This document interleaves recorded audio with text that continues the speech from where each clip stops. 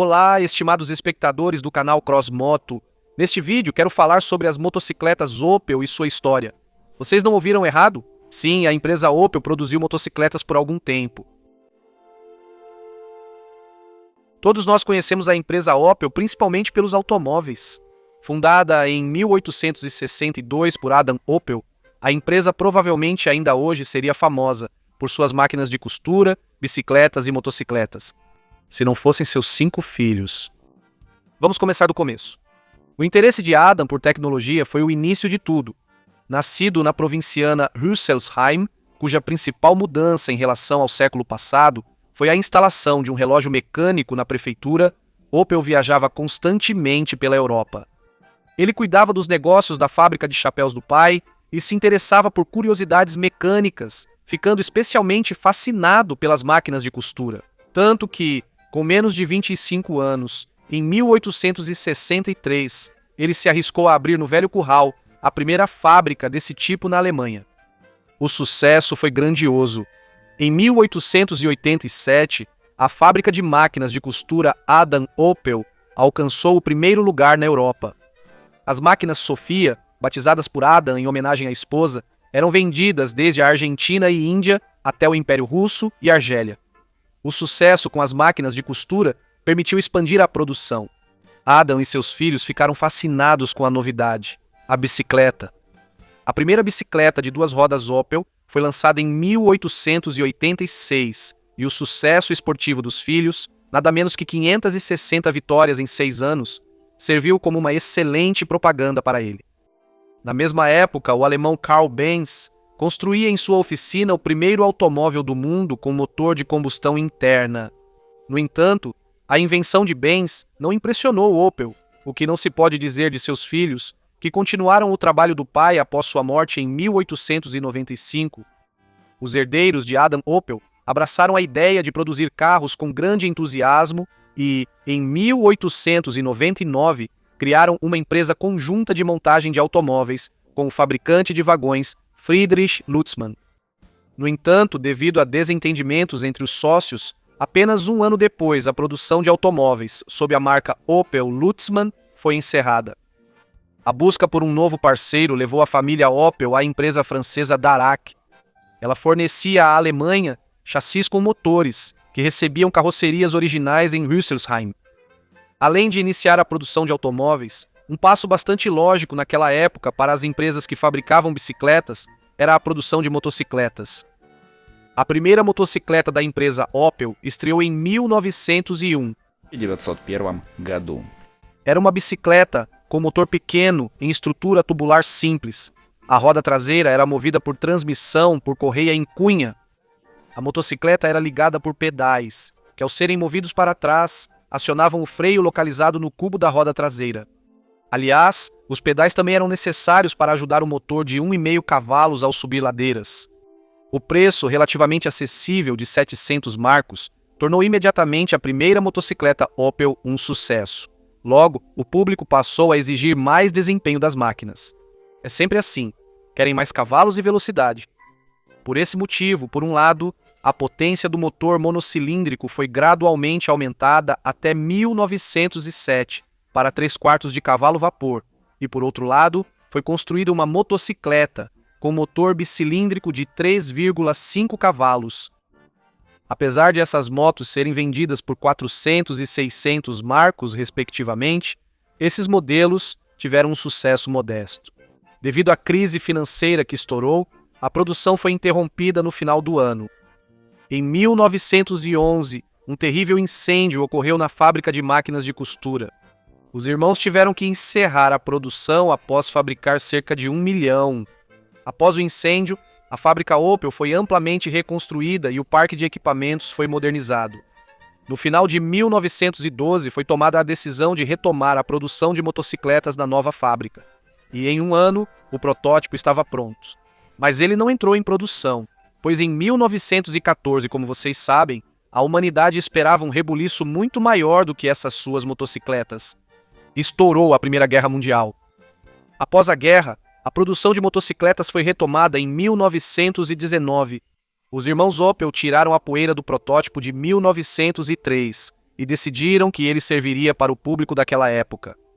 Era uma bicicleta bastante comum com um motor monocilíndrico de 140 cc que ficava próximo à motocicleta, perto da roda traseira, e entregava cerca de 1 cavalo de potência. O motovelocípede Opel podia se gabar de atingir até 40 km por hora, mas provavelmente só em descida. Foram feitas 3 versões diferentes do aparelho, uma para homens, uma para mulheres e até uma esportiva. A produção desses modelos continuou até 1924. Nos difíceis anos do pós-guerra, a produção de motocicletas, bem respaldada por uma série de sucessos esportivos, contribuiu bastante para a popularidade da marca Opel. A partir de 1922 motocicletas especiais da Opel, com motor monocilíndrico de 200 cc, 4 válvulas e refrigeração líquida, venceram praticamente todas as corridas na Alemanha. Não se deve considerar essa máquina como uma esportiva feroz. O motor entregava apenas 5 cavalos de potência. Ao que tudo indica, entre as motocicletas alemãs simplesmente não havia concorrentes à altura. Além disso, muita coisa provavelmente dependia do piloto. Um dos pilotos mais bem-sucedidos e conhecidos foi Fritz von Opel, que colocou o nome da empresa Opel na boca de todos. Em meados da década de 20, a Opel lançou uma motocicleta com um motor monocilíndrico de 500 cilindradas, que, com seus 16 cavalos de potência, apresentava excelentes características dinâmicas. O modelo foi chamado de Opel Motoclub 500. Sua produção continuou até 1925, quando a Opel novamente suspendeu suas atividades no setor de motocicletas. 3 anos depois, a produção da motocicleta foi retomada nas oficinas Elite Diamant, na Saxônia, das quais 75 foram adquiridas pelos irmãos Opel. Em 1928 foi apresentado o Motoclub 500 atualizado. Era uma motocicleta com linhas modernas e manobrabilidade excepcional, que atingia uma velocidade de até 120 km por hora. As principais novidades do modelo eram o quadro feito de perfis de aço estampados em vez de tubos de aço, uma solução que permitiu conter os custos de produção e o peso da motocicleta, aumentando ao mesmo tempo a rigidez e a resistência geral. E o garfo de design em comum. Além disso, a aparência única, repleta de tons vermelhos. A borracha vermelha, aliás, não é Photoshop. O público podia escolher entre 2 versões da motocicleta, a básica com motor de 16 cavalos e a versão SS com motor de 22 cavalos reconhecível pelos 2 tubos de escape. Под закат производства мотоциклов. Em 1930 aconteceu outro evento extremamente curioso e incomum na empresa Opel. Fritz von Opel, filho do fundador da empresa e diretor de testes e publicidade da Opel, conheceu Friedrich Tsander e seus propulsores a pólvora. Fritz, além de atuar na empresa, era piloto de moto e carro e, no geral, era um verdadeiro temerário. Ele sonhava com recordes de velocidade e fama, então imagine a empolgação que sentiu ao descobrir as possibilidades de usar aceleradores de pólvora. Opel ficou tão empolgado com essa ideia que colocou os aceleradores de Tsander em tudo quanto é lugar: carro, dresina, planador e, por fim, motocicleta. Há até imagens únicas dessa loucura. A base para a motocicleta foguete foi o modelo Motoclub 500 SS. Essa era a moto mais potente e séria da empresa. Em 1928, de acordo com dados oficiais, o recorde de velocidade para motocicletas era de 200,6 km/h. Opel olhou para a motocicleta de sua própria fabricação e pensou: a construção parece confiável, deve aguentar cargas extremas, e se equipar a motocicleta com foguetes, há uma chance de bater o recorde. O trabalho começou rápido.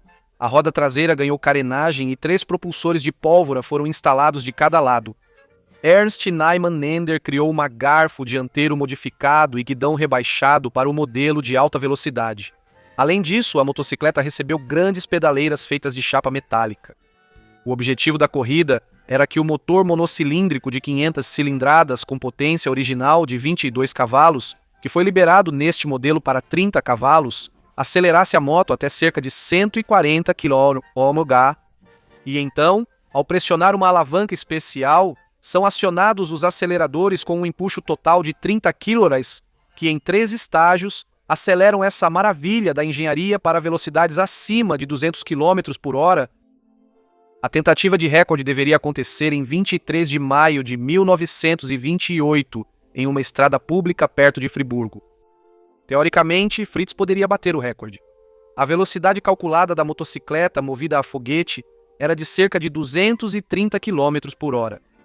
Mas, por questões de segurança, proibiram ele de fazer isso. A tentativa não aconteceu. Já no ano seguinte, outro piloto, um tal de Lurs, decidiu repetir a tentativa de Opel. Na verdade, ele colocou na motocicleta não 6, mas sim 14 propulsores de pólvora. Não se sabe ao certo como tudo aconteceu, mas o recorde também não foi batido. Em 1928, Opel, com uma participação de mercado de 37,5% e 42 mil unidades vendidas, tornou-se o maior fabricante de automóveis da Alemanha. Sim, é preciso admitir que os irmãos Opel realmente apostavam principalmente no automóvel. E também sabemos que, nessa época, uma crise financeira pairava sobre todo o mundo capitalista. No final de 1929, os proprietários da empresa Opel estavam muito preocupados com essa crise. Isso os levou a decidir ingressar na General Motors. A GM adquire 80% das ações da empresa Adam Opel AG, por cerca de 26 milhões de dólares, tornando-se acionista majoritária. Apesar de ingressar na corporação, a Opel mantém sua autonomia e liberdade, fortalecendo sua posição no mercado mundial. Além disso, a Opel se torna o primeiro fabricante alemão a criar sua própria companhia de seguros. Em 1931, a GM compra os 20% restantes da empresa. Naquela época, a Opel se tornou uma subsidiária integral da empresa americana, com um quadro de 13 mil funcionários produzindo diariamente 500 carros e 6 mil bicicletas. Decidiu-se encerrar o programa de motocicletas e, desta vez, a empresa não retomaria a produção, diferente de ocasiões anteriores. Com isso, amigos, minha história chega ao fim. Muito obrigado pela atenção. Vocês podem apoiar o canal, como sempre, se inscrevendo e compartilhando o vídeo com outras pessoas. Vocês também podem apoiar financeiramente usando os dados no comentário fixado. Este foi o canal Crossmoto. Até a próxima, Forno!